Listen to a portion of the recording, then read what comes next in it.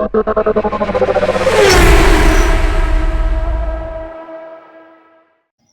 الخير على كل متابعين قناة ميكانيك الصعيد.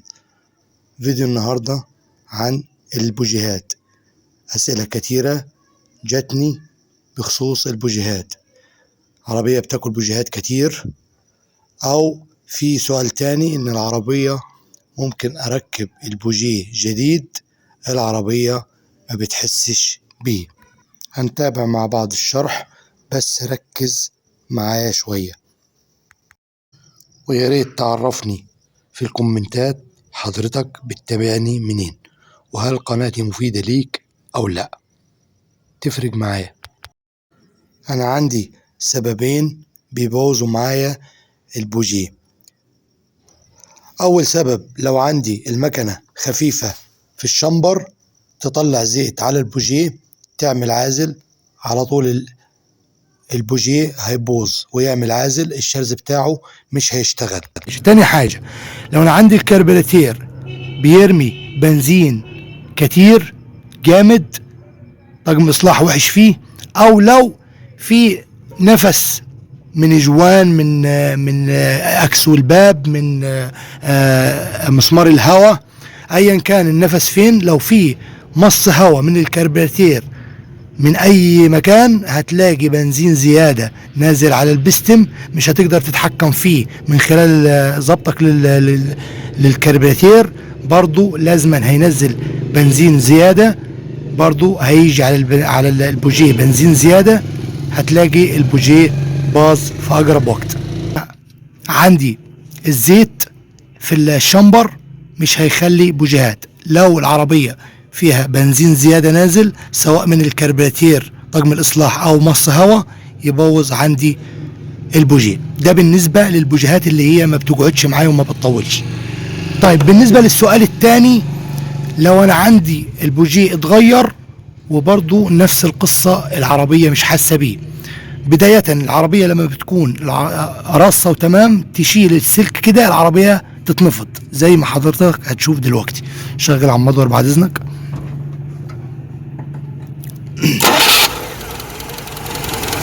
العربية شغالة، اول ما بتشيل البوجيه العربية اتنفضت اكتر من اللازم.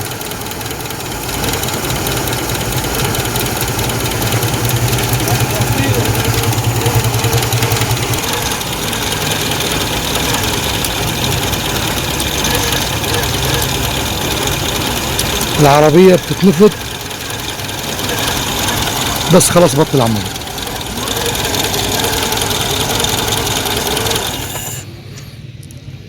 اول ما برفع السلك من البوجيه تلاقي العربية اتنفضت اكتر من اللازم، وبان ان انا فصلت البوجيه. ممكن لو البوجيه شديد وقوي ومرتاح من حس غرفة حريق واريحية في اتجاهات، تلاقي العربية ممكن تبطل بسبب ان انا شلت السلك منه. طيب هناخد واحدة واحدة مع بعض. بداية البوجيه لو مش سليم، وهقول لك على اختبار البوجيه تختبره ازاي. اولا نوعية البوجيه تكون كويسة. ثانيا لو البوجيه شرزه سليم وشغال وبرضه ما اثرش في العربية، يبقى انا عندي حاجة من الاتنين. عندي يا اما الشرز اللي طالع من الاسبراتير في مشكلة في الابلاتين، يا في مشكلة في السلك ده، يا اما الاتجاهات بتاعت غرفة اللي هي مش حاسة بالبوجيه ممكن يكون الاتجاهات بتاعتها جافلة. اخر حاجة خالص، لو انا مركب ابلاتين جديد وكوندنسر جديد والسلك ده جديد والبوجيه جديد وبرضه العربية مش حاسة، مع العلم ان انا عملت ششنة على الاتجاهات والاتجاهات مظبوطة 100%، وبرضه العربية مش حاسة بالبوجيه، يبقى دي اخر حاجة خالص في موضوع عدم احساس العربية بالبوجيه. الصباب وحش، الصباب مسيل او متاكل. الصباب مسيل او متاكل. بالنسبه للعربيات الانجكشن بديل الكربراتير، لو هي مص هوا من اي خرطوم او من جوان المنفو، او العربيه فيها صباب، ولو عربيتك ما فيهاش تكيهات يدوي بتظبط نفسها بنفسها على الزيت، يبقى عندك الكستوبانات فيها مشكله او مدبسه، او العربيه مش مطلع الزيت لدرجه ان الكستوبان يظبط نفسه بنفسه في التكيه. تمام. احنا دلوقتي هنجرب مع بعض ازاي البوجي احنا نجربه. طبعا التجربه دي هتجرب فيها السلك، يعني انا اول ما هشرس كده هيعرفني اذا كان نفسه سليم، وبعد كده نحط فيه البوجيه ونشوف الشرز بتاع البوجيه سليم ولا لا. دور كده على المدور بعد اذنك.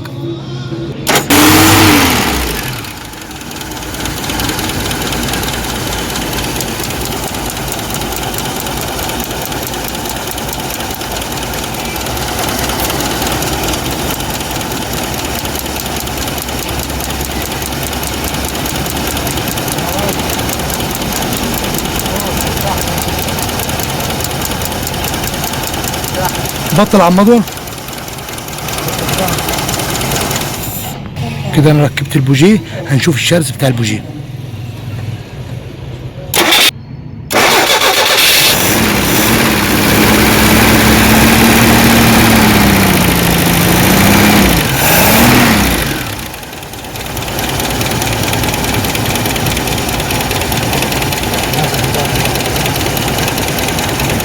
انا بضعيف.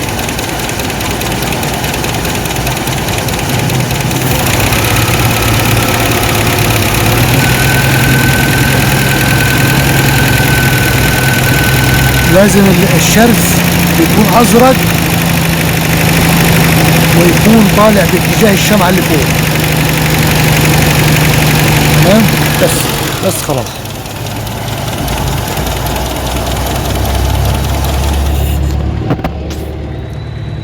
قصة ان الشرز ضعيف ده راجع للكوندنسر، وراجع للابلاتين لو الابلاتين مكربن او لادع، وراجع اخر حاجة للمبينة لو المبينة مش بكفاءة تعمل معايا كده تخلي الشرز معايا ضعيف. معايا العربية السوزوكي دي مش حاسة بالبوجيه. معايا بوجيه، نفتح النور، معايا بوجيه رقم 3 مش حاسة بيه، مع العلم ان هو غير طقم اسلاك وغير بوجيهات بدل مرة مرتين، ونفس العيب هو راح لميكانيكي تاني حلله اللي غطى التكيهات عشان يشوف التكيه لو في مشكلة في التكيه محمل يظبطه، لقي التكيه مظبوط. ايه المشكلة؟ انا هلخص لك الحوار قبل ما نفك وش السلندر. اللي هيخلي معايا البوجيه ما تحسش بيه العربية، اولا البوجيه لو في مشكلة، ثانيا السلك، ثالثا الاسبراتير، رابعا تكيه، خامسا صباب.